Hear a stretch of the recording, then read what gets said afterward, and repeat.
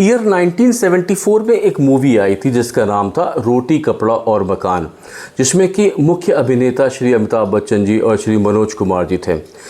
वो मूवी उस समय यानी 1974 में जो समाज में चल रहा था उसको डिपिक्ट करती है। यानी कि जो एसेंशियल कमोडिटीज़ थी रोटी कपड़ा और मकान के लिए जो फाइट लोग कर रहे थे, उस पिक्चर में उस चीज़ को दर्शाया गया है। आज तकरीबन 40 साल बीत गया उस पिक्चर को आए हुए, और अगर तब से लेके अभी तक देखें तो बहुत कुछ बदला है। सबसे इम्पॉर्टेंट, आईटी जो है वो बूम किया, मैन्युफैक्चरिंग बूम किया, इंपोर्ट एक्सपोर्ट बूम किया, जिसके कारण हमारा समाज एक नए लेवल पे चला गया है। अब अगर देखें तो रोटी कपड़ा और मकान एक एसेंशियल कमोडिटी बन के रह गई है, पर उसके ऊपर भी मार्केट बहुत ज़्यादा है। उस समय जहाँ पे परचून की दुकानें सिर्फ होती थी, अब हाई फाई मॉल्स बने हुए हैं। अगर देखें तो लग्जरी कार का ख़रीदना, लग्जरी टू व्हीलर्स का ख़रीदना, फॉरेन ट्रिप्स करने में अच्छे होटल्स में रहना, डोमेस्टिक ट्रैवल करना, ये सब बढ़ता जा रहा है। और इसी श्रेणी को जो एसेंशियल कमोडिटीज़ के बाहर होता है उसको कहा जाता है कंजम्पशन थीम। कंजम्पशन थीम का मतलब होता है कि वो चीज़ें जब हम खरीदते हैं, लग्जरी कार या फिर टू व्हीलर्स या फिर मोबाइल फ़ोन, या फिर जब हम एयर में ट्रैवल करते हैं या लग्जरी होटल में जाके रहते हैं, यानी रोटी कपड़ा मकान के अलावा जिस भी चीज़ को किया जाता है उसको कहा जाता है कंजम्पशन थीम। इसी कंजम्पशन थीम को लेकर के दो म्यूचुअल फंड अभी पिछले महीने रिलीज़ हुए।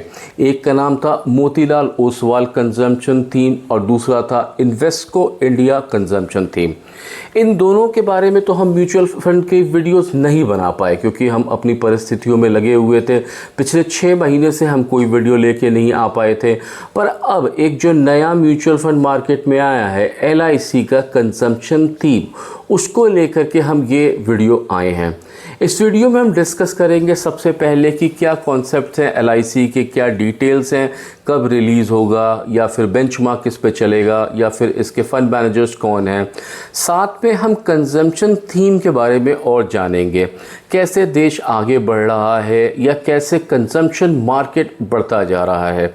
साथ में डिस्कस करेंगे उन बेंचमार्क्स को जिस बेंचमार्क के ऊपर ये चलेगा, और फिर डिस्कस करेंगे उन म्यूचुअल फंड्स के बारे में जो कि सेम थीम को लेके चल रहे हैं। बहुत सारे म्यूचुअल फंड्स हैं जो कि इस सेम थीम को लेके चल रहे हैं। और अंत में हम चर्चा करेंगे कि जब हम इस वीडियो को बना रहे थे, जब इसका डेटा हम एनालाइज कर रहे थे, तो हमको क्या क्या डेटा दिखाई पड़ा और साथ में हमारी राय क्या है इस म्यूचुअल फंड को लेके, आपको इन्वेस्ट करना चाहिए या नहीं करना चाहिए। काफ़ी लंबे अंतराल के बाद हम ये वीडियो लेके आ रहे हैं। उम्मीद करते हैं कि आपको ये वीडियो पसंद आएगा। अगर आप हमारे चैनल पर पहली बार आए हैं तो हमारा चैनल है म्यूचुअल फंड्स विद रवि। यहाँ पे हम नए म्यूचुअल फंड्स को कवर करते हैं। हमारी कोशिश रहेगी कि आने वाले टाइम में हम रेगुलर वीडियोस बनाएं ताकि आपको नए म्यूचुअल फंड्स के बारे में जानकारी मिल पाए। अगर आप हमारे इस चैनल पे पहली बार आए हैं तो आपसे निवेदन है कि हमारे चैनल को ज़रूर सब्सक्राइब कीजिएगा। वीडियो अच्छा लगे तो लाइक कीजिएगा। कोई सवाल हो तो आप कमेंट कर सकते हैं, और अगर आपके कोई मित्र हो, दोस्त हो जो कि म्यूचुअल फंड्स में इंटरेस्ट रखते हैं तो ये वीडियो उनको फॉरवर्ड कर सकते हैं ताकि इस नए एलआईसी के म्यूचुअल फंड के बारे में वो भी जान सकें और वो भी डिसाइड कर सके कि उनको इन्वेस्ट करना चाहिए कि नहीं करना चाहिए। आइए शुरू करते हैं और डिस्कस करते हैं आज का म्यूचुअल फंड। सबसे बड़ा कॉन्सेप्ट जो हम देख रहे थे वो था रोटी कपड़ा और मकान, और ये डेटा देखिए जो हमें इंटरनेट से मिला। इसमें आप 3 लाइन देखेंगे। पहला लाइन है फूड एंड बेवरेजेस। ये जो है वो खाना और पानी इसका था। ये 1980 में सबसे प्रोमिनेंट नीड थी लोगों की, जो कि आने वाले साल में डिक्लाइन होते दिखाई पड़ा। उसके बाद एसेंशियल जिसमें हाउस रेंट, क्लोथिंग, यूटिलिटीज़ था, जो कि खुद भी डिक्लाइन होते हुए गया। और अन्य सामान यानी वो सामान जो कि कंजम्पशन थीम पे यूज़ किया जाता है, वो तकरीबन 1980 से लेके अभी तक में 3x की ग्रोथ के साथ आगे बढ़ा। यानी 45.6% की ग्रोथ से ये आगे बढ़ रहा है, जिसमें मोबाइल फ़ोन, ट्रैवल करना, एयरलाइन की टिकट, सब कुछ इंक्लूडिंग होता है। पेश है LIC-MF कंजम्पशन थीम, जिसका कि NFO ओपन होता है 31 अक्टूबर को, क्लोज होता है 14 नवंबर को और ये खुलेगा वापस 25 नवंबर को फिर से सेल और परचेज होने के लिए। यानी आप 31 अक्टूबर से 14 नवंबर के बीच में इसमें पैसा लगा सकते हैं। अगर इसका इन्वेस्टमेंट ऑब्जेक्टिव देखें तो जो मेन इन्वेस्टमेंट ऑब्जेक्टिव इस म्यूचुअल फंड का है वो है एक लॉन्ग टर्म कैपिटल एप्रिसिएशन, किसमें उन कंपनीज में इन्वेस्ट करके जो कि कंजम्पशन थीम के ऊपर चलती हैं। तो ये उन कंपनीज को आइडेंटिफाई करेगा। ध्यान रखिएगा ये एक सेक्टोरल फंड होगा, ये किसी थीम के ऊपर नहीं चलेगा। वो कंपनियां इस्तेमाल करेगा जो कि इसके बेंचमार्क में आएंगी, पर कितना इन्वेस्टमेंट करेगा वो इसके मन के ऊपर होगा। अगर एसेट एलोकेशन देखें तो ये 80 to 100% का पैसा जो है वो कंजम्पशन थीम के ऊपर आने वाली कंपनियों में ही लगाना चाहता है। 20% ये बाकी किसी कंपनी में इन्वेस्ट कर सकता है, 20% डेट मार्केट में जा सकता है और 10% रिट्स या इन्वेट्स में भी इन्वेस्ट कर सकता है। इसमें मैनेजर मिस्टर सुमित भटनागर और मिस्टर करण दोषी होंगे। ये फॉलो करेगा निफ्टी इंडिया कंजम्पशन थीम को, यानी वो कंपनियां जो इसके अंडर में आएंगी, कंजम्पशन थीम में आएंगी, उन्हीं कंपनीज में से सेलेक्ट करेगा और इन्वेस्ट करेगा। NFO के टाइम में इसमें आप 5,000 रुपीज़ तक का इन्वेस्टमेंट कर सकते हैं। सिप की बात करें तो डेली 100, मंथली 200 और क्वार्टरली 1,000 रुपीज़ तक का आप यहाँ पे इन्वेस्ट कर सकते हैं। अगर आप इसमें से पैसा निकालना चाहें तो 90 डेज़ के अंदर अगर आप इसमें से पैसा निकालना चाहते हैं तो अप टू 12% तक कोई एक्स्ट्रा चार्जेस नहीं है, पर 12% के ऊपर जो यूनिट्स एलोकेट हुई हैं उनको आप एग्जिट करना चाहते हैं तो 1% का चार्ज आपको देना पड़ेगा। पर ये सिर्फ 90 डेज़ के लिए है। 90 डेज़ के बाद इसमें से कोई चार्ज एक्स्ट्रा नहीं लगेगा, आप कभी भी एग्जिट कर सकते हैं। अब LIC म्यूचुअल फंड का जो ये कंजम्पशन थीम है उसका एक इंट्रोडक्शन देखिए। फोकस इन 5 फैक्टर्स के ऊपर होगा इस म्यूचुअल फंड का। सबसे पहला होगा कंजम्पशन ऑन, फोकस रहेगा कंजम्पशन लेड ग्रोथ के ऊपर, यानी वो सेक्टर जो बेनिफिट करेंगे कंज्यूमर डिमांड से। अगेन यहाँ पे कंज्यूमर डिमांड रोटी कपड़ा और मकान नहीं है, उसके अलावा है। फंड की स्ट्रेटजी है कि ये प्रीमियम और ऐसी कंपनियों में इन्वेस्ट करेगा जो कि कंजम्पशन का सामान बनाते हैं। जो इसका इन्वेस्टमेंट अप्रोच है वो दो तरीके से चलेगा। ये टॉप डाउन मैक्रो ट्रेंड्स को यूज़ करेगा और bottom up selection strategy use करेगा आइडेंटिफाई करने के लिए इमर्जिंग ट्रेंड्स इन कंजम्पशन को। उसके अलावा देखें तो क्योंकि ये कंजम्पशन थीम पे होगा, यहाँ पे लार्ज कैप, मिड कैप और स्मॉल कैप तीनों सेक्टर्स की आपको कंपनियां मिलेंगी। और ये थीमेटिक है पर बहुत डाइवर्सिफाइड है, क्योंकि यहाँ पे ऐसा नहीं है कि जैसे ऑटोमोबाइल की एक थीम है जिसमें कि वो सिर्फ ऑटोमोबाइल में इन्वेस्ट करेगा, या मैन्युफैक्चरिंग है जो सिर्फ मैन्युफैक्चरिंग कंपनी में इन्वेस्ट करेगा। ये किसी भी कंपनी में इन्वेस्ट कर सकता है। अभी इसी वीडियो में हम आगे आने वाले टाइम में देखेंगे कौन कौन से सेक्टर्स में ये पैसा इन्वेस्ट करेगा। अब अगर एक बार देखें कि इंडियन कंज्यूमर किस तरह से ग्रो कर रहा है, किस तरह से चेंज कर रहा है, तो यहाँ कुछ फैक्टर्स हैं जिनको हम क्विकली देखेंगे। सबसे पहले तो ये देखिए, तकरीबन हर 1 घंटे में 6 से 7 लग्जरी कार्स को सेल किया जाता है। तकरीबन 30 लग्जरी होम जो कि 4 करोड़ के ऊपर है उसको रोज सेल किया जा रहा है। 6 लाख पैसेंजर हर दिन फ्लाई करते हैं, एरोप्लेन में बैठते हैं। 5.6 लाख फ़ोन जो हैं वो रोज़ खरीदे जाते हैं। यूपीआई ट्रांजैक्शन 90,000 करोड़ का चला गया है डेली का। 580 जीबी का डेटा कंज्यूम होता है रोज़। साथ में देखें तो 49,000 टू व्हीलर सेल किया जाता है डेली में। गोल्ड परचेजेस देखें तो 2024 में तकरीबन 5,68,000 का गोल्ड खरीदा गया है। और साथ में देखें तो 20 high and phone every minute खरीदा जाता है। तो यही इसी चीज़ की हम बात कर रहे थे कि जहाँ पे जो मूवी आई थी जिसमें अमिताभ बच्चन जी थे और मनोज कुमार थे, उन्होंने जो सोशल कॉज रेज किया था वो ये था कि बेसिक कमोडिटीज़ की प्रॉब्लम थी 1974 में इंडिया में। 2025 में ये है आज का कस्टमर जो कि कार खरीदता है, लग्जरी घर खरीदता है, एरोप्लेन से ट्रैवल करता है, हाई एंड मोबाइल फ़ोन खरीदता है, इंटरनेट यूज़ करता है। तो ये सब जो कंज्यूमर है उसको एक नेक्स्ट लेवल पे लेके जा रहे हैं। अब क्यों जा रहे हैं? क्यों इस तरह का चेंज आया है कंज्यूमर फील्ड में, तो उसको देखते हैं। सबसे इम्पोर्टेंट बात जो है वो इंडिया की जो वर्किंग एज पॉपुलेशन है उसको देखिए। 2024 में India maximum number of working age population में होगा, यानी सबसे ज़्यादा पॉपुलेशन इसकी नौकरी कर रही होगी, काम कर रही होगी। फिलहाल इस समय 2020 तक देखें तो चाइना है, उसके बाद ब्राज़ील है, फिर इंडिया और फिर बाकी की दुनिया को कंपेयर करें। पर 2040 में इंडिया सबसे ज़्यादा होगा। और अगर सबसे ज़्यादा काम करने वाले लोग यहाँ पे होंगे तो डेफ़िनेट सी बात है, जो पर कैपिटा इनकम है, यानी एवरेज जो कैपिटल इनकम लोग कमाते हैं, वो भी बढ़ती जाएगी। जहाँ 2020 में ये 1,916 डॉलर्स का था, वहीं ये 4 टाइम्स बढ़ करके 4,469 डॉलर्स का 2030 में हो जाएगा। तो इसका मतलब है लोगों के पास ज़्यादा लोग काम कर रहे होंगे, लोगों के पास पैसे आएंगे, और जब पैसे आएंगे तो डेफिनेट सी बात है कि एसेंशियल्स को छोड़ करके वो और कमोडिटीज़ में चेंज करेंगे। अब सबसे इम्पॉर्टेंट है जनरेशन ब्रेकअप। तो ये हैं जेन एक्स, जो कि तकरीबन 1979 या उसके पहले पैदा हुए थे। फिर ये मिलीनियंस हैं, जो कि तकरीबन 1981 के बाद हुए थे। ये साइलेंट जनरेशन बेबी बूमर्स हैं, जो कि अब एक्सटेंट हो रहे हैं, जो कि तकरीबन पहले के जनरेशन थे। अब जो दुनिया है वो जेन ज़ी और जेन अल्फ़ा की आने वाली है।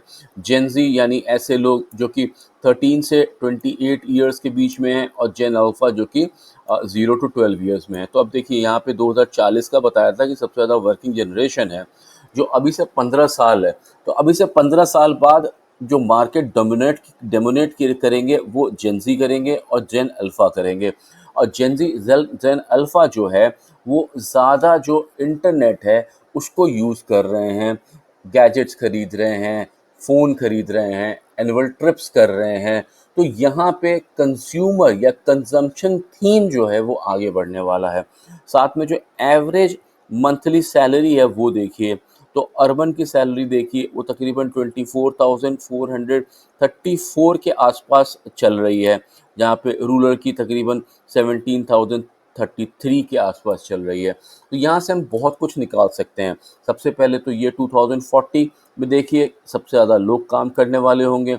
कौन काम करने वाला होगा? जेन ज़ी और Gen Alpha. Silent generation, generation X और मिलेनियल तब तक तकरीबन रिटायर होके हट चुके होंगे। पूरा मार्केट जेन ज़ी और जेन अल्फ़ा के कंट्रोल में होगा। जब ये काम करेंगे, सबसे ज़्यादा काम करेंगे, इनकी पर कैपिटा इनकम बढ़ेगी। जब पर कैपिटा इनकम बढ़ेगी तो इनके एक्सपेंसेस बढ़ने शुरू होंगे। अब अगर जेन ज़ी को देखें, जो कि ड्राइव कर रहे हैं किस तरह से, तो फैशन एंड लाइफ़स्टाइल का डेटा देखिए आप, beauty and personal care, package food and beverages देखिए, eating out and ordering in, travel and vacation देखिए, वीडियो ओटीटी देखिए, और कंज्यूमर टेक डिवाइसेस देखिए। ये सारी चीज़ें डेफिनेट सी बात है कि ये बेसिक नीड्स तो नहीं है। ये तब आता है जब जो अर्निंग होती है वो ज़्यादा होती है। बेसिक नीड्स आप मीट कर सकते हैं, तभी आप साल में 2 ट्रिप लगाते हैं डोमेस्टिक, और 1 ट्रिप लगाते हैं फॉरेन की। और फिर जब डोमेस्टिक ट्रिप पे जाते हैं तो कपड़े खरीदते हैं, अच्छे होटल में रहते हैं और वहाँ पे स्पेंड करते हैं। अब अगर कंजम्पशन थीम को देखें, तो इस म्यूचुअल फंड में जो बेंचमार्क है कंजम्पशन थीम, इसमें 27.4% का जो कंट्रीब्यूशन है वो एफएमसीजी का है, यानी diversified FMCG, pack food, personal care, beverages, tea and coffee और अदर ब्रेवेजेस हैं। वहीं 28% तकरीबन ऑटो का है। कार तो खरीदनी ज़रूरी है, लग्जरी कार खरीदनी है, डिफेंडर खरीदनी है, स्कॉर्पियो खरीदनी है, मर्सिडीज़ खरीदनी है, बीएमडब्ल्यू खरीदनी है। उसके बाद कंज्यूमर सर्विसेज का है, जहाँ पे ई कॉमर्स, ई रिटेल चलता है। मिंत्रा, अमेज़न और स्विगी, ज़ोमैटो, सभी कुछ यहाँ पे आ रहा है।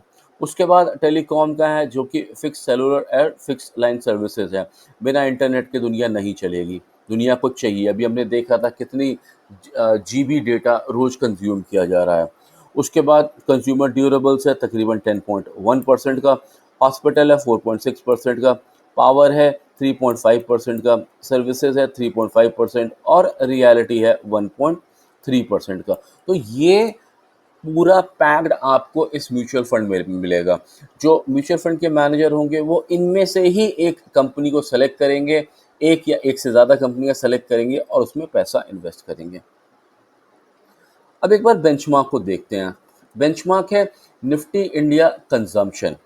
ये जो बेंचमार्क क्रिएट किया गया था वो क्रिएट किया गया था डोमेस्टिक कंपनियों को ट्रैक करने के लिए जो कि कंजम्पशन थीम के ऊपर चल रहे हैं, जिसमें कि consumer, non durables, health care, auto, telecom services, pharmaceutical, hotel, media and entertainment आते हैं।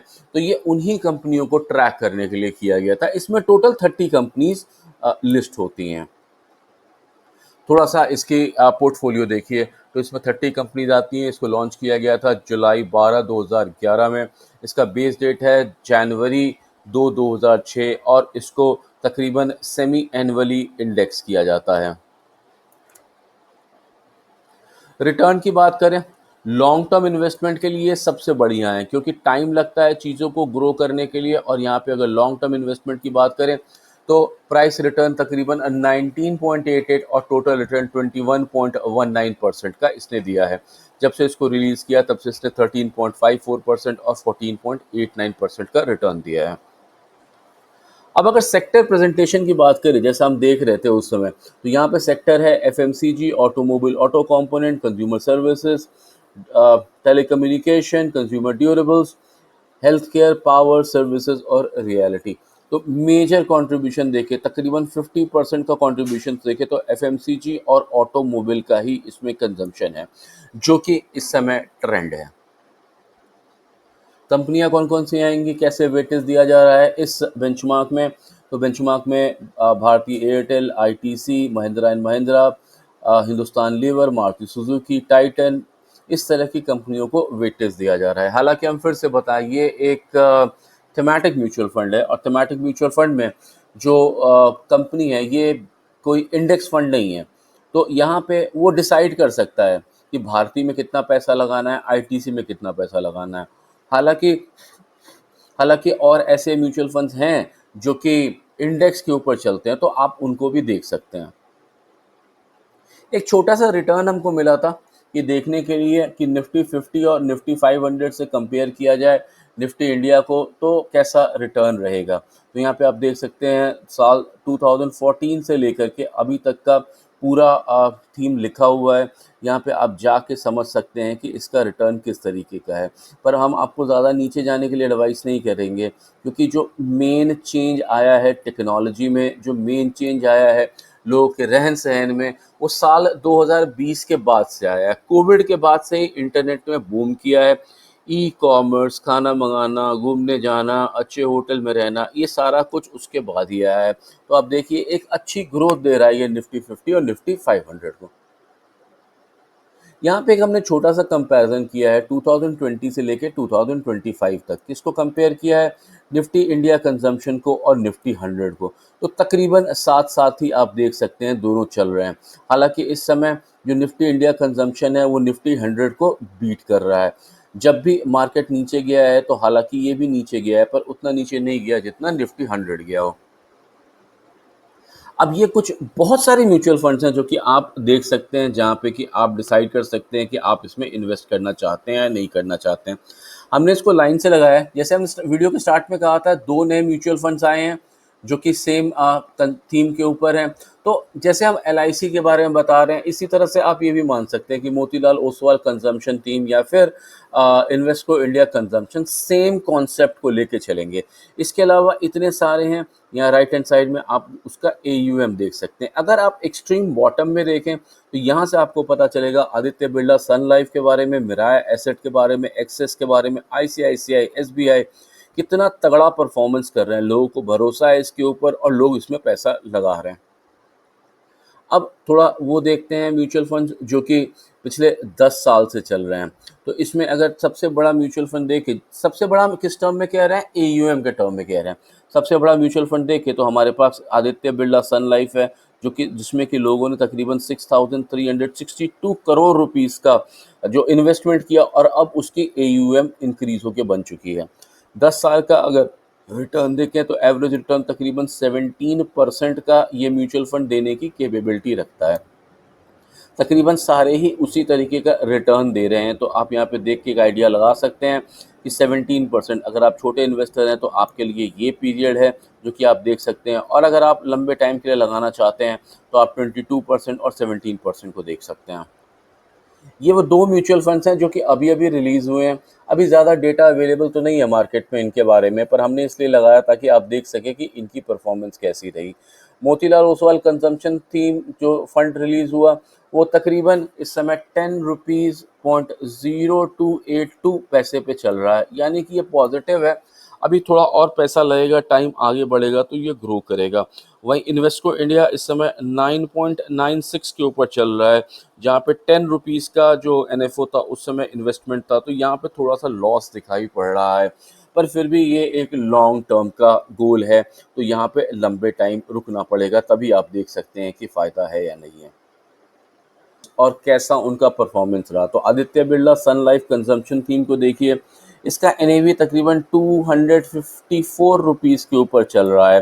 फंड साइज 6,362 करोड़ का है और एक्सपेंस रेशियो 0.77 का है। यहाँ पे देख सकते हैं, ये हमने इनका रिटर्न निकाला है फिर से।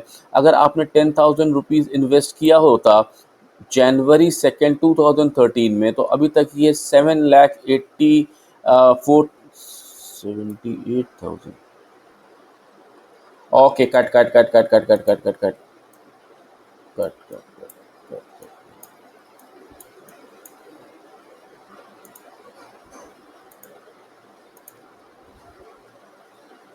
अब वो दो म्यूचुअल फंड देखते हैं जो कि टॉप पे चल रहे हैं। सबसे पहले आदित्य बिरला सन लाइफ कंजम्पशन फंड को देखिए, जो कि इस समय तकरीबन 254 रुपीज़ के ऊपर इसका NAV चल रहा है। फंड साइज 6,362 करोड़ का है, एक्सपेंस रेशियो 0.77 का है। और ये इनके जो लॉन्ग टर्म पे इनकी जो परफॉर्मेंस है उसकी बात करते हैं। अगर आपने 10,000 रुपीज़ 2 जनवरी को लगाया होता तो वो अभी तक 78,425 के आसपास बन चुका होता। वहीं दूसरा देखिए मिराया एसेट को, ये तकरीबन 4,632 करोड़ के ऊपर इसका फंड साइज है। ये 115 रुपीज़ के ऊपर चल रहा है, एक्सपेंस रेशियो 0.41 है। यहाँ पे अगर आपने 10,000 रुपीज़ लगाया होता 2 जनवरी 2013 को, तो ये अभी 84,850 के आसपास हो चुका होता।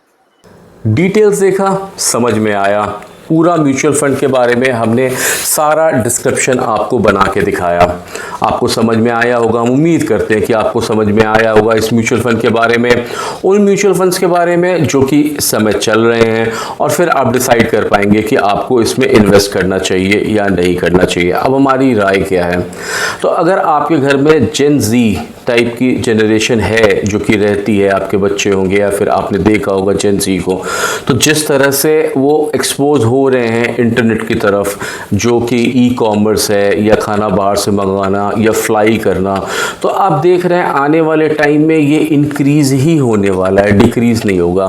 फ़्लाइट्स बढ़ने वाली है, सरकार बहुत मेहनत कर रही है कि नए नए एयरपोर्ट्स लेके आए ताकि लोगों को और आसानी हो। जो फ़्लाइट की कंपनियां हैं, एयरलाइन कंपनियां हैं, वो भी कोशिश कर रही हैं कि ज़्यादा एरोप्लेन उड़ा सकें।